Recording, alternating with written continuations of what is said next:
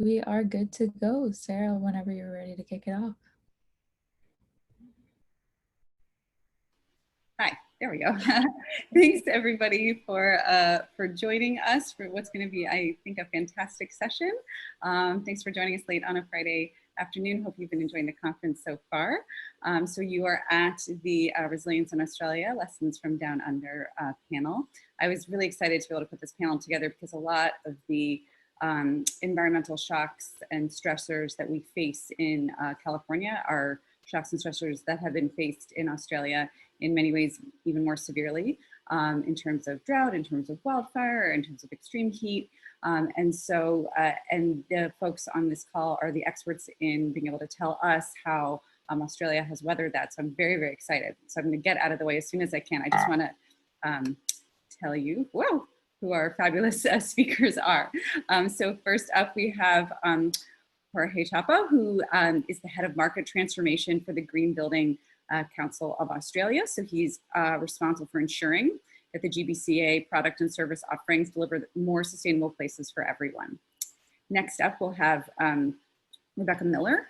Rebecca Miller is as a director with AECOM's Brisbane office. She leads the sustainability and resilience practice across Queensland and the Northern Territory. She has worked with a range of private and public sector organizations to understand how they build resilience to a broad and diverse range of shocks and stresses. Rebecca is the current chair of the Green Building Council of Australia's expert reference panel on climate change and resilience, and led the development of the resilient category with the new soon-to-be-released version of the Green Star rating tool, which is the analogous product to LEED in that market. And then last, we'll have Greg Johnson. Greg Johnson is Stockland's National Sustainability Manager, providing support to the commercial property business since he joined the company in 2007. With over 35 years of experience in the property industry in building services, asset management, and sustainability, Greg has been responsible for the development and implementation of sustainability policy and strategy over the last 18 years. So we are in great hands. Also, I just want to say that these guys, it is 7:30 in the morning on a Saturday for them because of the time difference. And so I so deeply appreciate that they're willing to give their time with us. It was deeply inconvenient. And I'm just so pleased that they're here. So with that, I will turn it over. I'll be advancing the slides and I'll turn it over to Jorge. Thank you, Sarah, and it is a genuine pleasure to be here, even at this early time on a Saturday. I think all of us here on the panel, we're all good colleagues and friends, and that when the opportunity came up to show up here, we just couldn't wait, could not say no to it. So we're very happy to it. Now, before I start, I think I'd be remiss if I didn't acknowledge the bushfires raging in Northern California. Needless to say, we know how difficult it can be to everyone living in the affected area, and our hearts go out to all of you. And of course, great thanks to all of the firefighters who are out there doing a heroic job. And another thing that I'd like to acknowledge, of course, is it is customary in Australia to start with a welcome to country in our conferences. So as such, I'd like to ask you to join me in acknowledging the traditional owners of the land in which we are gathered virtually, and lay our respects to their elders, past, present, and emerging. So as Sarah said, my name is Jorge Chapa. I'm the head of market transformation at the Green Building Council of Australia. Now, who is the Green Building Council of Australia? Next slide, Sarah, please. The GBCA, as Sarah said, is an analogous organization to the US GBC. I like to describe it as we're cousins. We're just cousin organizations. We all say the same things. We're part of a similar family, and we all get together every once in a while, usually during Green Build under any other circumstance. But so what we do is really create the same change that the US GBC is trying to do in Australia. And we were founded in 2002, so we've been running around now for almost 20 years. Next slide, please. The GBCA essentially has a few areas of activities. And what we do is we rate, and we rate that through Green Star, which I'll talk about that in a little bit more. We advocate, oh, sorry, Sarah, can you move to the next slide? We advocate to local, state, and federal government. That is a key core to our purpose. We do training sessions and so on, and we collaborate. And it's that last one that I think is quite important to just keep in mind when we're talking about resilience. I would say that a key success to GBCA's acceptance of and adoption by industry here in Australia is our collaborative nature. And next slide, Sarah. GBCA has a mission statement that we actually changed about in 2014. We used to talk about our vision having sustainable places for everyone. And one of the things we came to realize was that we needed to be clear as to what we meant by sustainable. And so our vision changed. And you'll notice that one of the key words and elements that we have there is resilient. So our new vision is healthy, resilient, and positive places for people and nature. And that's something that we take to heart very strongly. In Australia, next slide, what we have, as Sarah said, is Green Star. And I'm giving you all of this background because it's actually going to be useful to know when Greg and Rebecca are talking. We released Green Star in around 2003, so it's been running for a long time. And it's essentially the rating tool of choice in Australia. As a rule, that's what people certify to. There's about 3,000 odd certified projects, which when I talk to the USGBC team, they kind of look at us with sympathy because 3,000 projects does not sound like much to them. But that's understandable. Australia has a population of about 20 million people. On a per capita basis, we're broadly equivalent. Now, we rate everything, and we've rated all sorts of things, including a project that I'm going to show you in a few short seconds. Now, can we go to the next slide? So let's talk a little bit about resilience. With resilience, Australia, I'm sure you would have heard, and it's always been described as a very dry and wet continent at the same time, but and one that is extremely exposed to the changes in climate change. Now, what I'm showing you here is a picture of Brisbane. Brisbane is Australia's third largest city. It's actually where Rebecca lives. And in 2011, we actually had a big storm event that came through. And essentially, a good chunk of the city ended up being flooded. And that was, I think, a bit of a wake-up call for a lot of us in industry. It was a big enough event that, it's going to one of those very Australian quirks, but there was even a special levy raised on taxes to try and pay for some of the damage done to infrastructure. So that's the type of thing that made everyone wake up. And one of the things that I know, for example, a lot of organizations have to do is look at their buildings and say, how exposed are we? And I think that's fair to say that, at least for us in the GBCA, that was a turning point where we had to just acknowledge that climate change wasn't a thing that was going to happen. It was a thing that was already there. And since then, of course, we've been hit by drought, hurricanes, hail, erosion events. And of course, I'd be remiss if we didn't talk about what happened last year. Next slide. Now, for those of you who have not been in Australia, I'd like to show you the Sydney Opera House. Right, this is the view of the Sydney Opera House that was across the bay. Essentially, this is about 400 meters away. That's how thick the smoke was in Sydney. It was almost essentially impossible to live through during those days, and Sydney was reasonably far away from the bushfires compared to other communities. That's the type of thing that is a wake-up call for everyone in the industry, and it just gets you to recognize a number of things. Resilience is an issue that we have to address. It's an issue that is not a future concern. It's an issue that is an urgent concern, and also there's a limit to how much one can do by themselves, and that's important. That actual statement is recognized by a few of the many different interventions that have happened over the past few years. So could I go to the next slide, sir? There's a few things throughout the past decade that have actually continued to also raise the profile of resilience in the built environment, and that's something that's impacted the property sector a lot. We had two chief resilience officers in the city of Sydney and city of Melbourne. We know the UN Sustainable Development Goals came out, and they have a very strong focus as well on climate action and improving the resilience of our cities and infrastructure. We have the Paris Agreement, which, in addition to calling for reducing our emissions to try and hit a 2-degree or ideally a 1.5-degree target, it talks about creating more resilient places. And then finally, and just as importantly, is the Task Force for Climate-Related Financial Disclosures. And if you're not familiar with any of these, I recommend you actually take a look at them, especially that last one. That last one sometimes feel that it's something that is too far removed from a typical practitioner, from what they do. But that may be the thing that actually ends up turning around and making enough change to actually make the big companies and the property sector really focus on climate change, carbon emissions, and resilience. It is essentially a set of recommendations created by Michael Bloomberg on how companies need to report on their carbon emissions and climate risk exposure. And that goes both on the resilience side, but also on the potential for your assets to be stranded because of climate change effects or regulation to curb climate change effects. Next slide. And it goes without saying that the issue of resilience is something that's coming up and becoming much more apparent to everyone. This is a slide that I like to use, or we like to use in Australia for a bit when we're talking about why climate change and resilience and biodiversity issues matter. This comes from the World Economic Forum. They release a yearly report. This is 2019's, 2020's. I think it has just been released. I need to update my slides.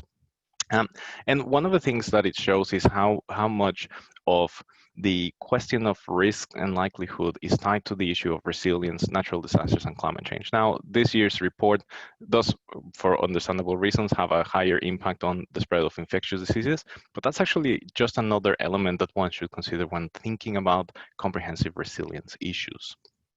Next slide.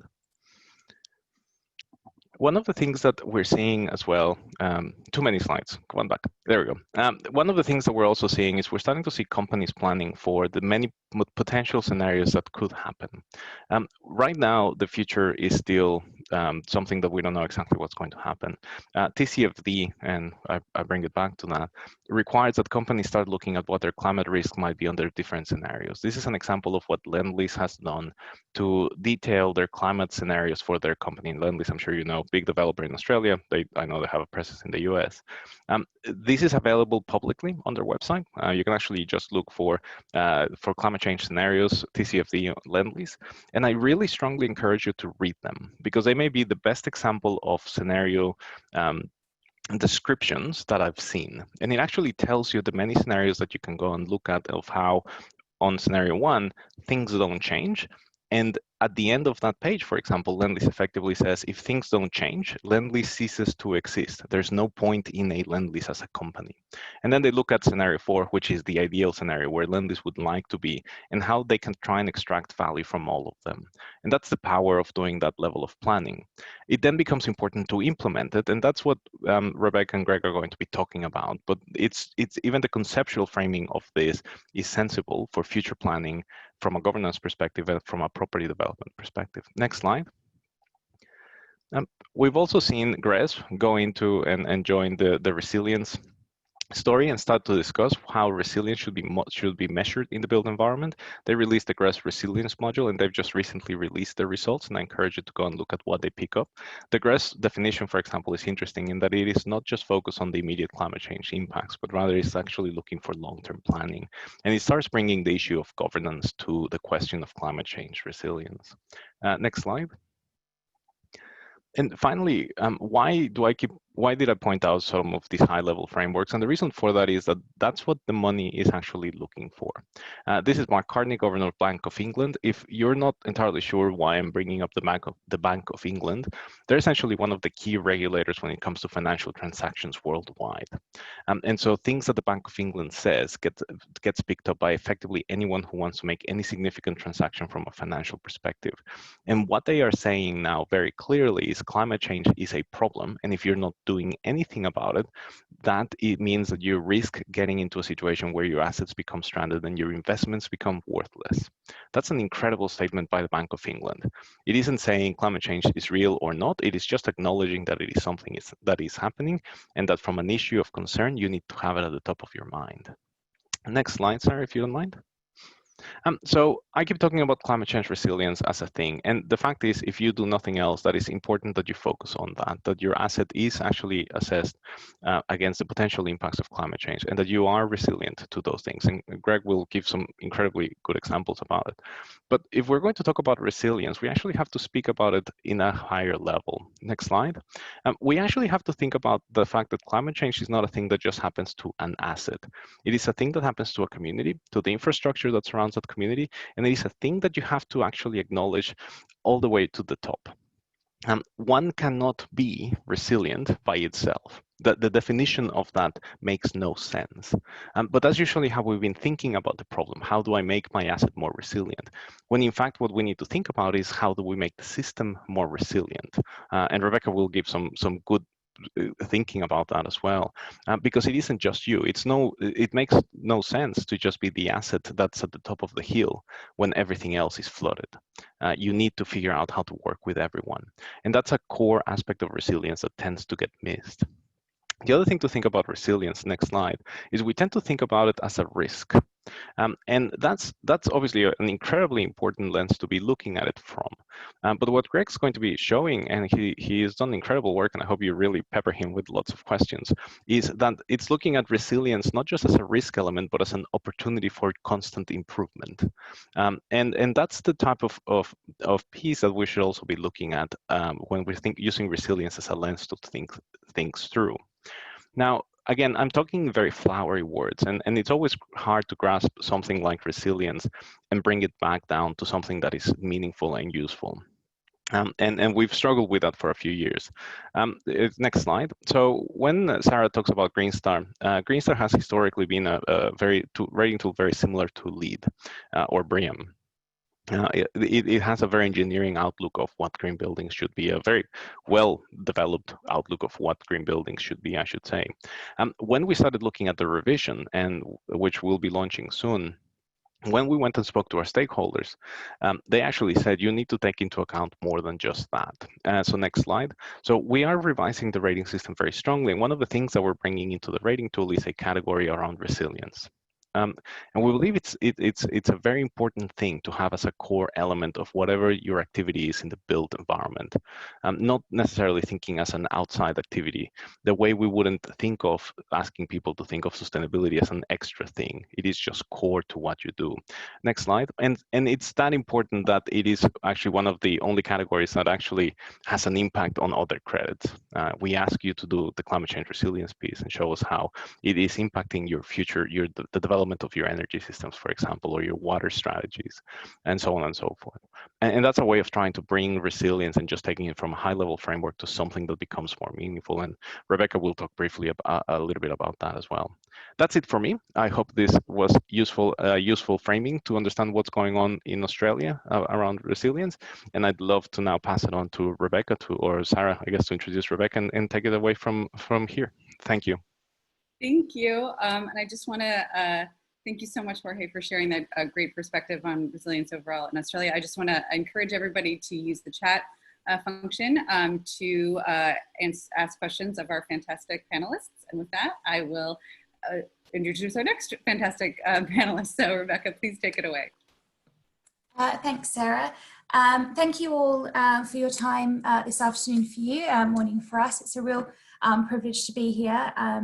And I'm going to draw on a little bit of what Jorge has talked about, but take it to the next step. So Jorge's done some of that framing around why we're looking at resilience and why it's important. I'm going to start drilling into that a little bit more as to what do we mean when we're talking about resilience, and what are the kind of key principles and tenets that help drive resilience, both at a building level, but also at a community level.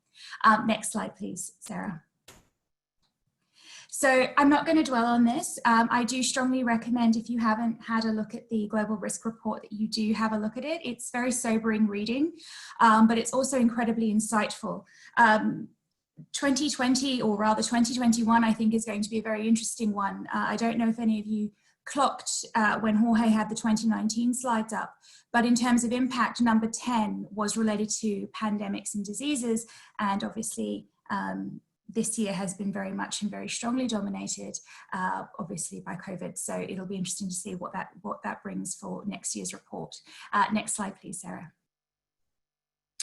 So when we talk about resilience, I guess if you really want to drill it down, because there are very, very many different and sometimes disparate analysis and definitions of what resilience is.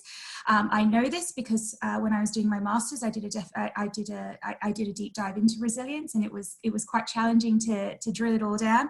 But at the nutshell and at the core, when we're talking about resilience, regardless of where in the world you are and what it is you're looking at, it's really about that ability to bounce back and then bounce forward. It's about surviving and adapting no matter what kinds of shocks and stresses. So I'll reiterate what Jorge said insofar as if you're not going to do anything else at the very base level, addressing the impacts from climate change is a very good place to start.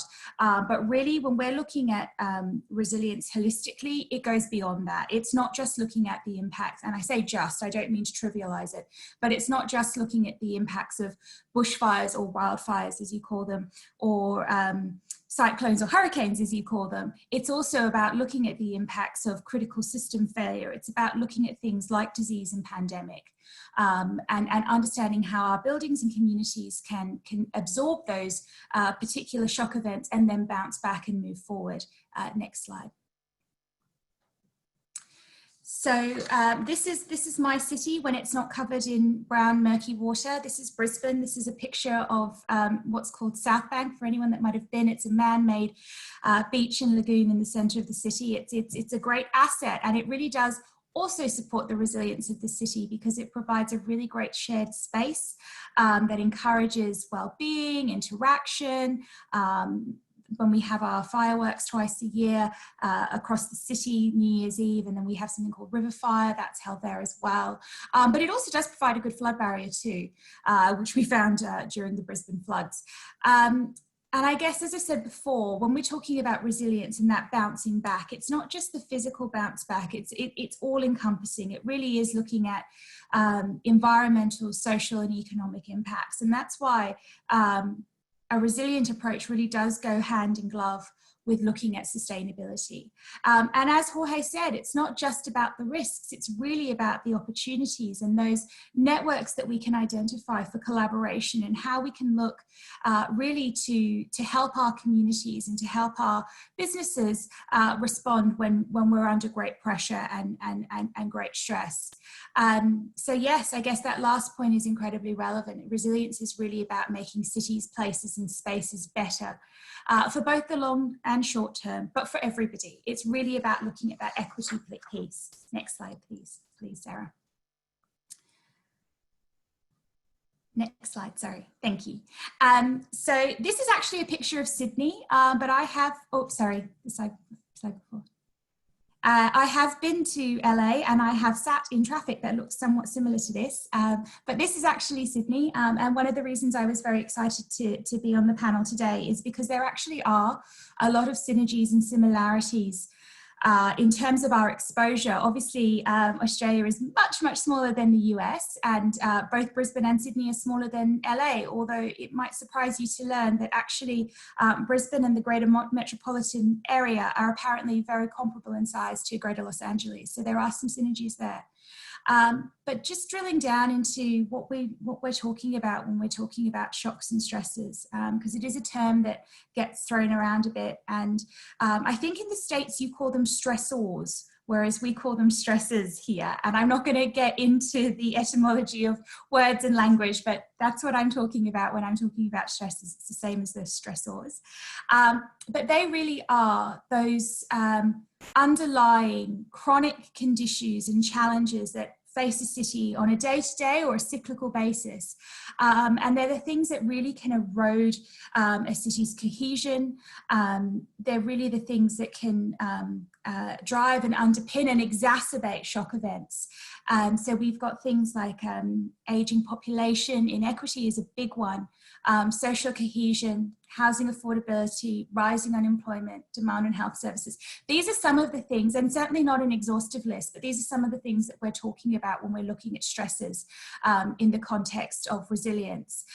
Conversely, when we're talking about shocks, these are those short, usually short, sharp, impacting areas that have the capacity to bring a city or a community to a standstill. So they're those big events. They're the things like flood, like fire, an extreme storm, terrorist attacks.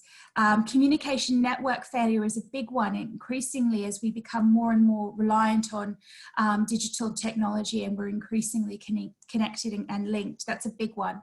And on this list, pandemic and epidemic is down the bottom, but I think, you know, we could probably move it to the top.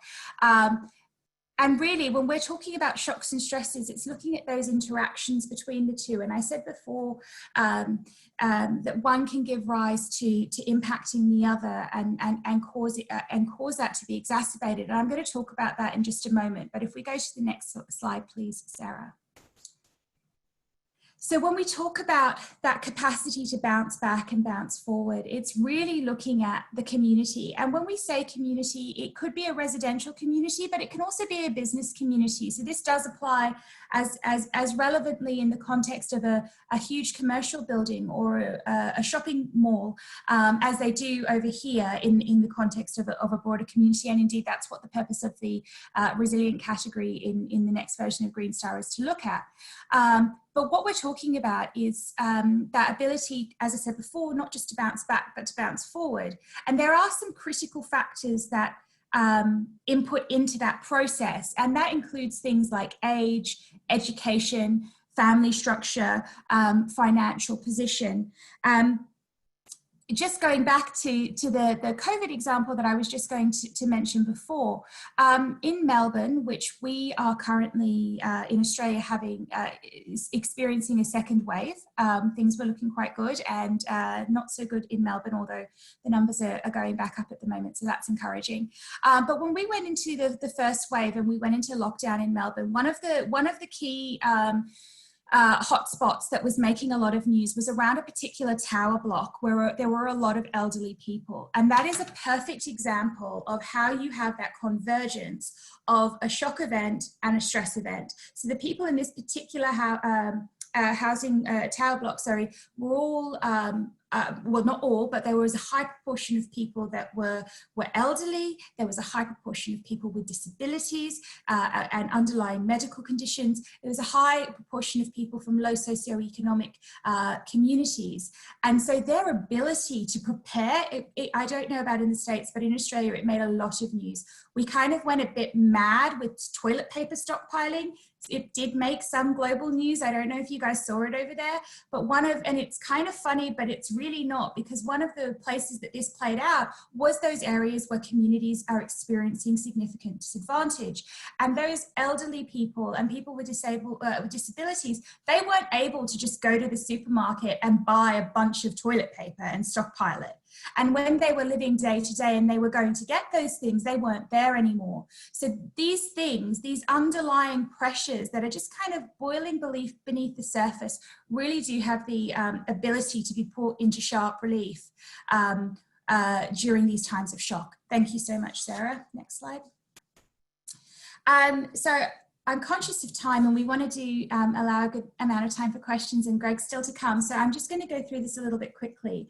But then how does that all come together, and what does that look like in terms of making a building or a community resilient? So as Jorge said, Green Star have taken it to the next level, really. So within the next version of the rating tool, you have this initial category that looks at climate change. And in fact, one of the really exciting things I think about this, and I know that people on the panel think as well, is that there's actually a minimum requirement. If you do nothing else, if you want to get a Green Star rating, you have to understand how exposed your asset is to climate risk and what those risks are. Again, the picture that Jorge showed of the Brisbane floods and talking about that impact, it really was a bit of a catalyst, and particularly for buildings and the property sector. In Brisbane, we found that there were loads of commercial properties that had very, very expensive equipment all located in their basements, and it went. And so you heard about these beautiful, big, impressive tower retail high-rise buildings taking months to come back online, and it costing hundreds of thousands of dollars because they hadn't thought about that. They hadn't thought about what happens if the river breaks its banks, and they were all inundated. So at the very least, you have to look at those kinds of things. And then it really is about stepping through the other three components, which is around community, infrastructure, and governance. And you really do need that framework in terms of good governance to pull this all together. And it's really important at the center of resilience that it's about collaboration. And you aren't just thinking about your immediate set of stakeholders, but you are considering you are considering who's going to be using your building and asset more broadly, and how can that be used to support a community's resilience. And again, to give you an example of that, a few years ago in Melbourne, again, we had some extreme temperatures. We were going through a heat wave. It happens every summer here in Australia, and for us a heat wave is generally over 35 degrees centigrade, which I think is about 95 degrees Fahrenheit, for a consistent number of days. And one of the things the mayor in Melbourne did was actually open up all of the public libraries and the public and said, like, all of the commercial buildings had to let anybody in to take refuge, basically. And particularly this was focused at looking at supporting the community's homeless population, but also disadvantaged members of the community who may not be able to afford air conditioning, etc. So you think maybe your building doesn't have much capacity to support the community? I would say it does, and this is what this credit is really looking at. And then it's around interdependencies and infrastructure, because we often don't realise how reliant our buildings are on the infrastructure that services it.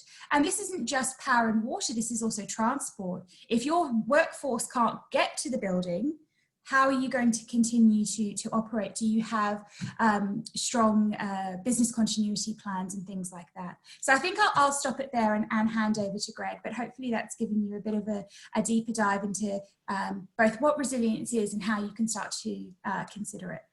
Thank you. Thank you so much, Rebecca. That was fantastic. And I'm going to introduce our last speaker. Don't forget to put questions in the chat. And Greg, why don't you, oh, there you go. And Greg, why don't you take it away as soon as this lets me, there we go. Okay, thanks, Sarah. Good afternoon, everybody. Look, I'm just going to start with an acknowledgement of the traditional owners. I'm speaking to you today from my home in Sydney. It sits on Wallamadigal land, and the Wallamadigal people are a clan of the Darug people in this part of Sydney. So I'd just like to pay my respects to the traditional owners of the land where I'm talking from today. So look, we've heard from Jorge, we've heard from Rebecca about the broader context of resilience.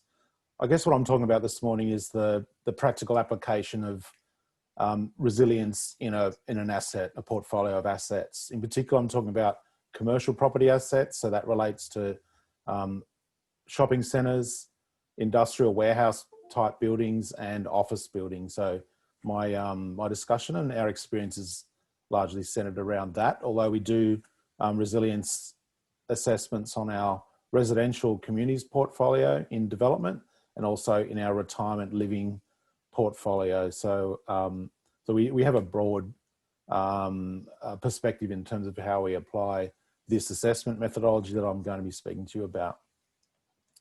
So Stockland started its climate adaptation and resilience journey back in 2011.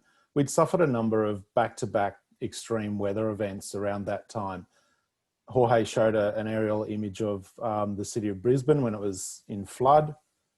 Stockland had some commercial property assets in Brisbane at the time, and we had in one of those assets 3 levels of basement car parking went underwater.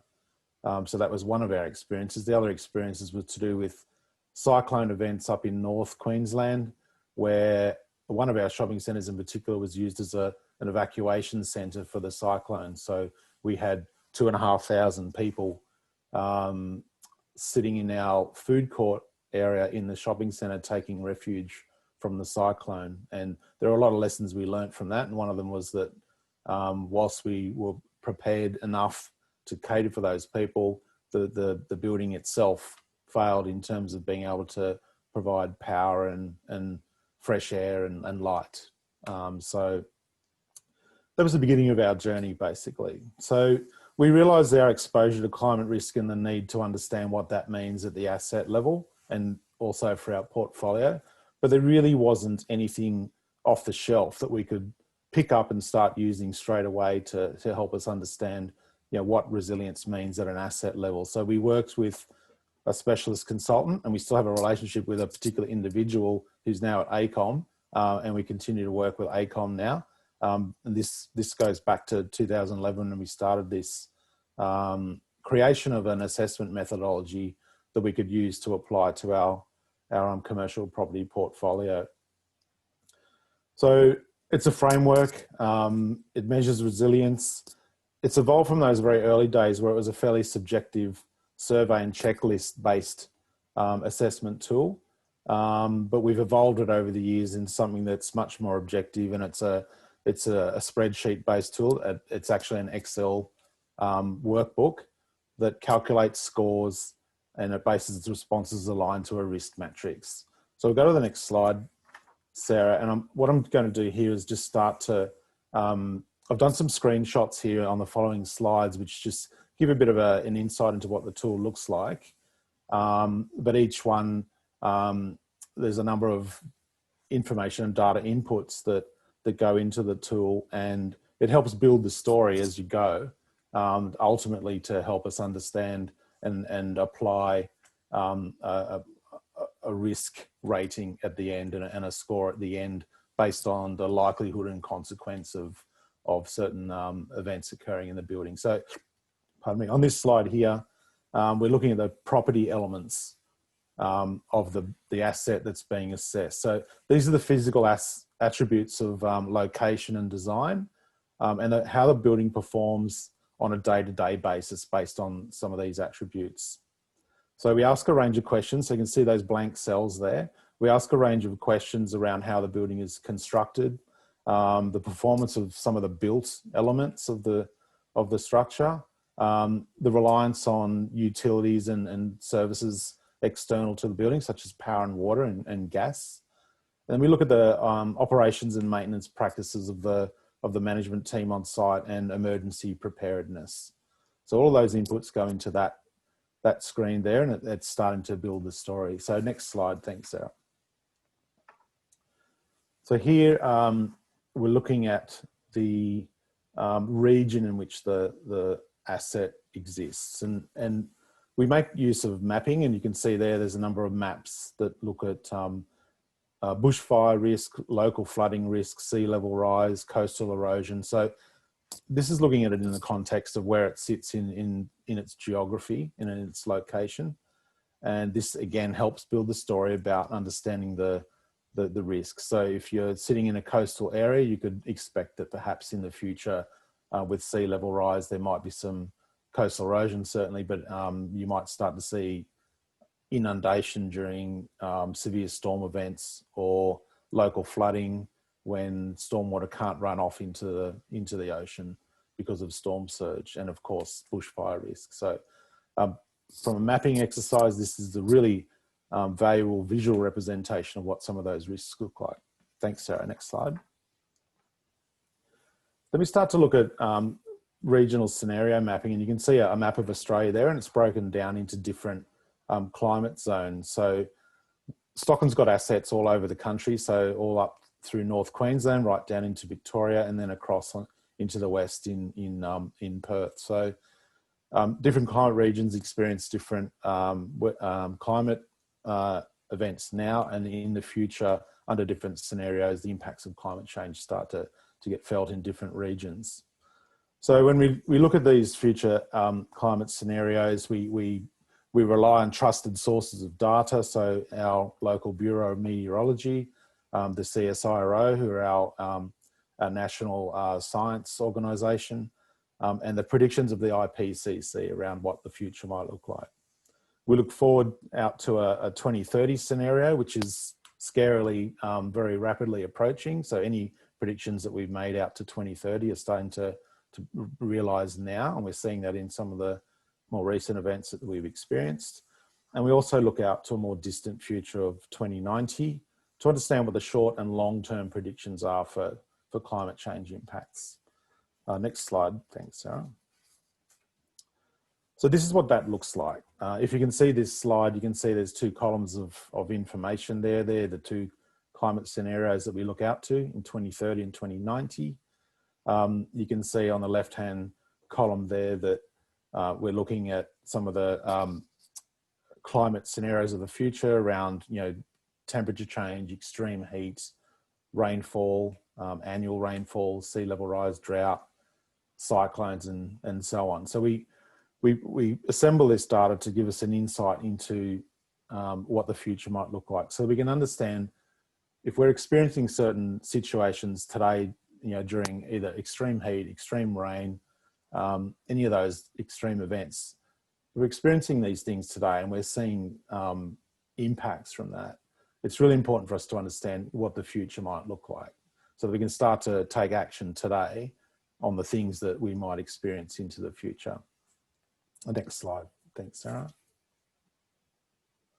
So here's where the tool starts to really take shape.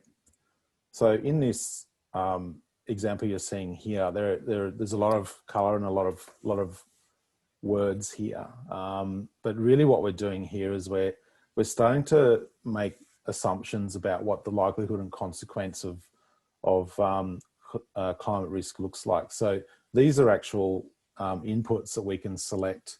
You can see the colored columns there. To the left of each of those colored columns, there's a number of options you can choose around the likelihood and the consequence of risk. And I'm having trouble seeing that on screen myself, but depending on what we select there in terms of whether it's a possible risk or a almost certain risk, what we select in each of those columns there actually starts to influence the score. So we've got the two climate scenarios there in 2030 and 2090. We can select the likelihood and consequence of each of those risks. To the left, you see a number of, I can't read it on screen, maybe you can, but there's a number of questions that are asked there around the attributes of the building and the location of the building and what some of those scenarios might look like. You select likelihood and consequence, and then on the right hand side there you see there's a table that shows a score. So depending on how you select likelihood and consequence to each of the particular scenarios determines how that score unfolds.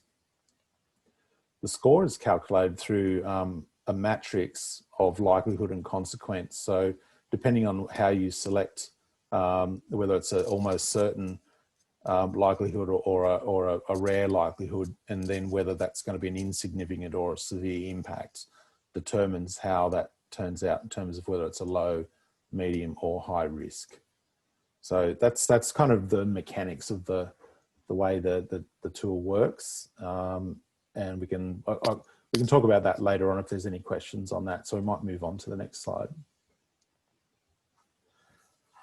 So then we start to look at what are the impacts that come out of this, and what are the actions that need to follow. So for the way we approach this is we focus on the high rating actions that come out of the assessment. So there's a number of primary adaptation responses that are identified based on the risks considered as high.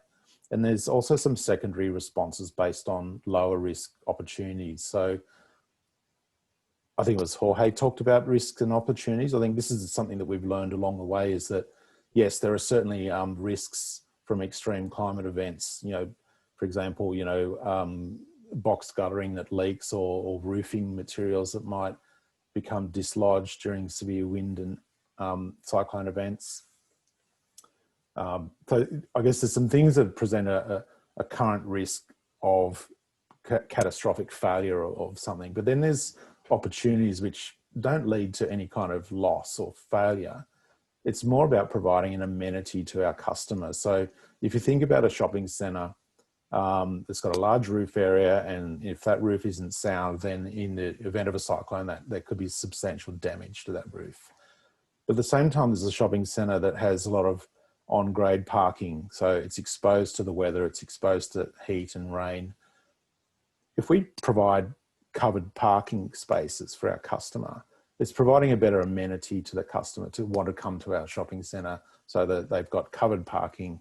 They can put their groceries in the boot of their car without being rained on, or their car's parked in shade, so it's not hot when they come back to it. So the things that are opportunities that are there for a better customer experience, if you like. So when we identify these opportunities, we engage with our operations teams, our facilities teams on site, and we help them prioritise the actions that require either a capital investment or some kind of operating budget in order to progress those actions going forward. Next slide. Thanks, Sarah. So as we work our way through the tool, we sort of come to the part of the tool that is effectively a dashboard. So this is like a one-page view of what the results from the assessment look like. So there's a score that appears that links back to those scores that we looked at earlier. It summarises the risk ranking on a scale of 1 to 25. So you can see on that screen very faintly, there's a green, yellow, orange and red ranking. That's the range of risk scores from outstanding resilience through to high resilience or moderate resilience, right through to high vulnerability. So the way those scores end up through the calculations that are undertaken based on the responses determines the score, and then these scores fall into this different bands of vulnerability or resilience. So it's providing us with a visual representation of the risk for the asset being assessed, and allows us to benchmark our portfolio and prioritise actions. I'll move to the next slide because I said it was a one-page view, and it is when you're using the tool, but in a PowerPoint presentation, it doesn't fit on one page. So this is just the bottom section of the dashboard. So as I say, it's a single view when you're looking at it on screen. So we use this information as inputs into our broader group risk management frameworks at an executive level. So if there's any higher extreme risks that appear here, that's escalated to a senior level so that it gets the attention that it needs from the business to progress the progress on actions. So that's the tool itself. That's how it works, and that's how it comes together, and that's what the score and the dashboard looks like. So what I thought I'd do here is just share some examples of what we've learned and some examples of resilience. So there's a number of images there. These are from all over the country. There's quite a few of these from Queensland and in North Queensland. So I might just talk through a couple of these. In terms of an example of a situation that we experienced, one of the very top left corner is an example of a major hailstorm that we experienced in one of our shopping centres, where the hail built up on the roof. It blocked all the box gutters, turned into a block of ice. Basically, there was no water that could drain away from the roof, and just the weight of the ice on the drainage system caused it to collapse, and then it just spewed all this icy slurry into the retail stores below it.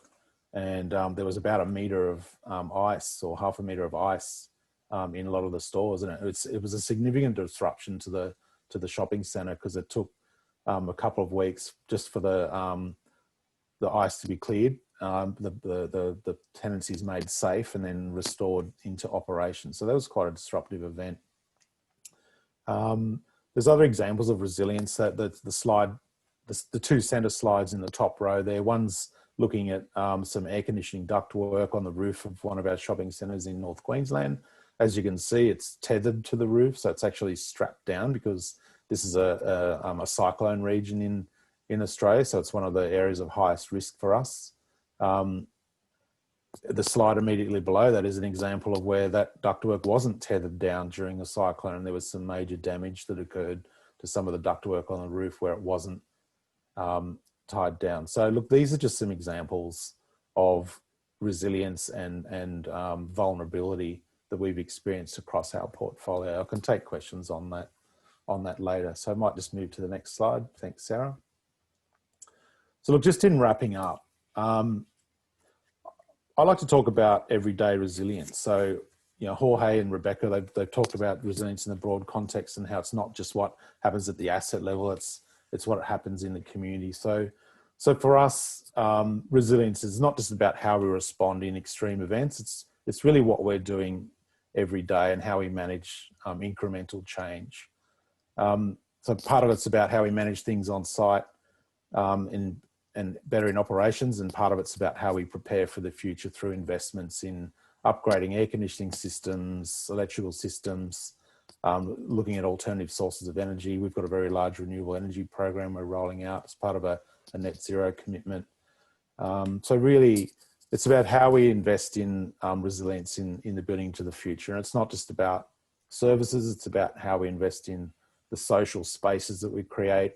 It's how we create more inclusive environments for people with disability and so on. So it's very much aligned to our corporate risk frameworks and the strategies that we have in place to manage risk broadly. It's in line with the expectations of our insurers, our investors, and regulators. And Jorge talked about the TCFD and what role that plays in shaping our response. So just in closing, I like to say that any action that we take that enhances the capacity, the durability, the reliability of an asset, it improves amenity and accessibility, and certainly anything that avoids disruption is an inconvenience, is an investment in resilience. So thanks very much. I'll leave it there, and I think we're opening up to questions now. Yes, and we have so many questions. So we'll try to keep our answers short so we can get to a lot of these. I think the first question is probably for Jorge, which is, what role does the urban forest have in Australia in fighting climate change? You know, are regular citizens knowing that, you know, trees help with cooling? Are they nurturing that? You know, is that countrywide? How's the urban forest interacting? That's actually a great question.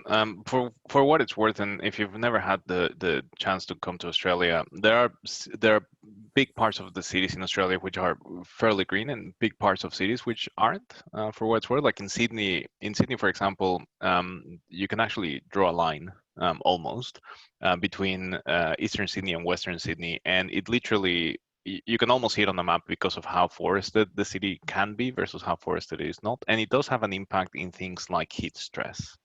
The city has actually recognized this sorry, I should say the cities, the local councils, because Sydney is, I think, about, correct me if I'm wrong, but 40 odd different councils or something like that.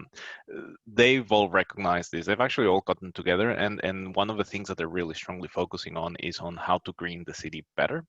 I wish I could say that it's something that they're progressing super quickly, but they are moving into it because of the heat stress problem.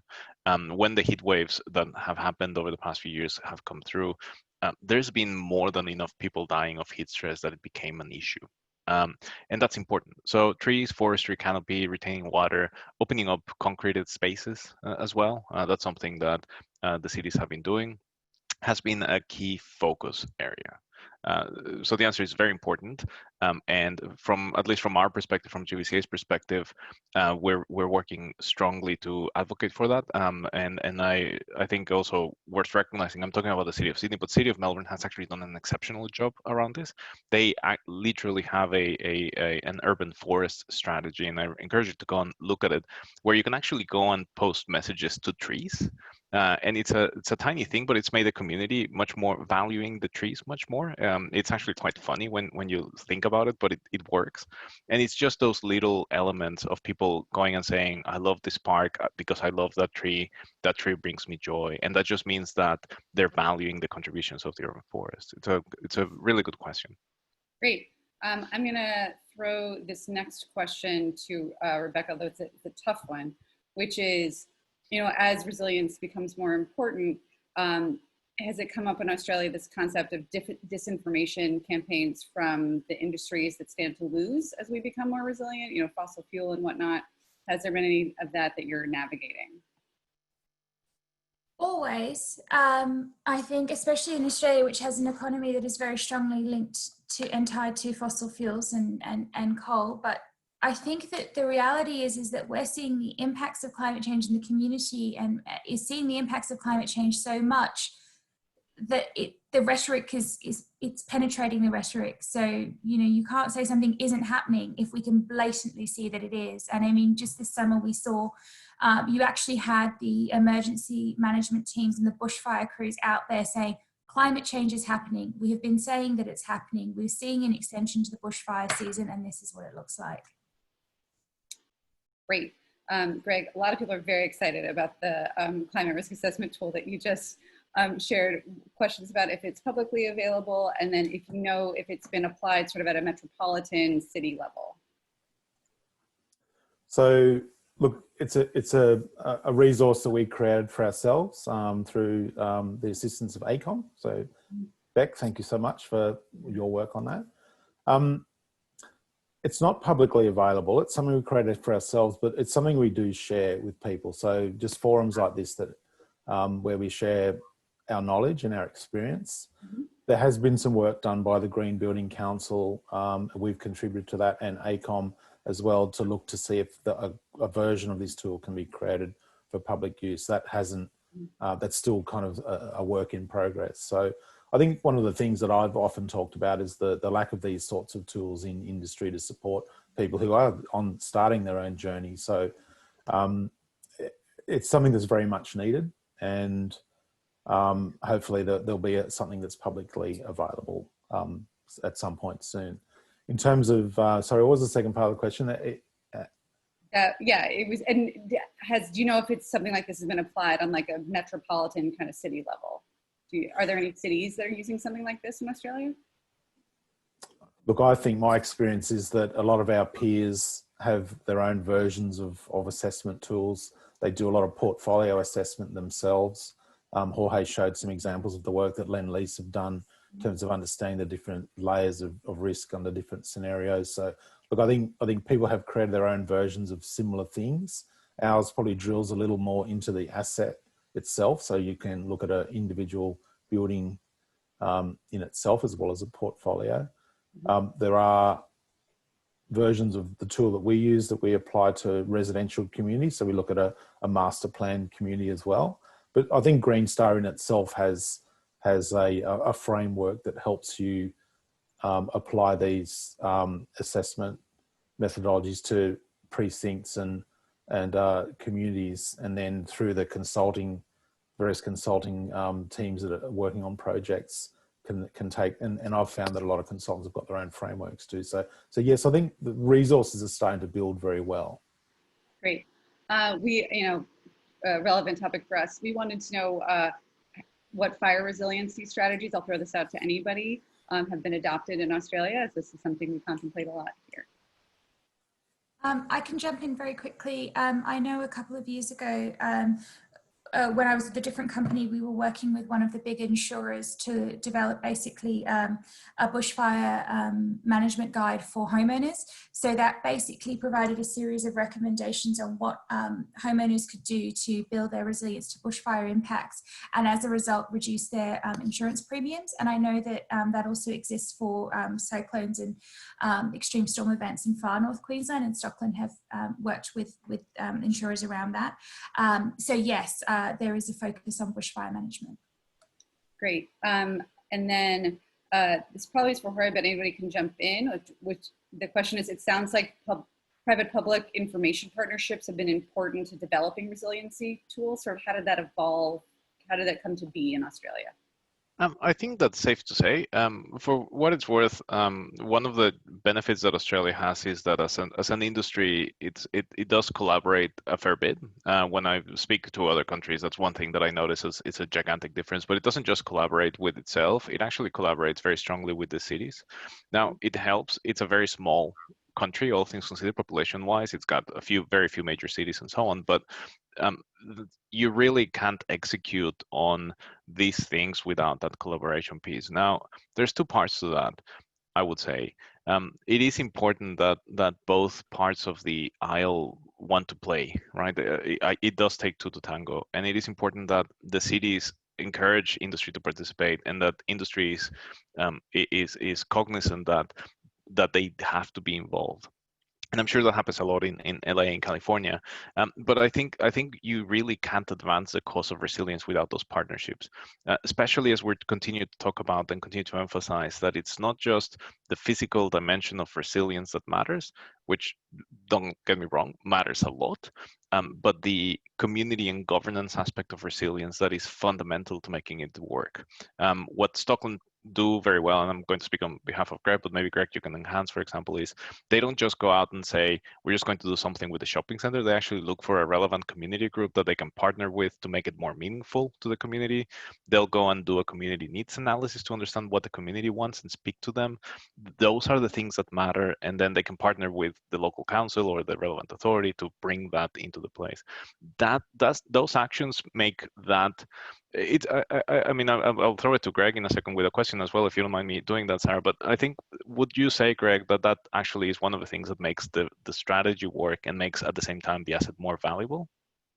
Yeah. So, you know, I've given examples of what it means from the physical context of a building, but you know, there's the social dimension of sustainability as well, and Stockholm has a focus on community development as well. So one of the things we've done as part of our resilience assessment is looking at community resilience. So we kind of do a deep dive on, I guess, the health and well-being of the community in terms of the social cohesion, economic viability, and community connectedness.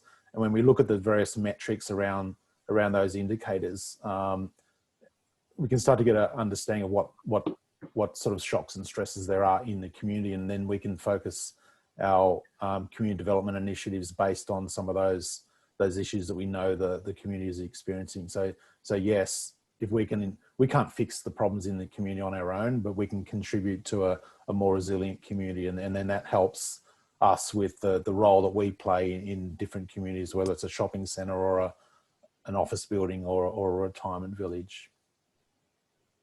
Thank you. And we're at time. I think that's actually a really great place to end. So I wish you could hear everybody clap, but that was such a fantastic session. Thank you guys so much for joining us so early in your weekend. Have a great rest of your Saturday. Attendees, thank you so much for coming. Enjoy the rest of your Fridays.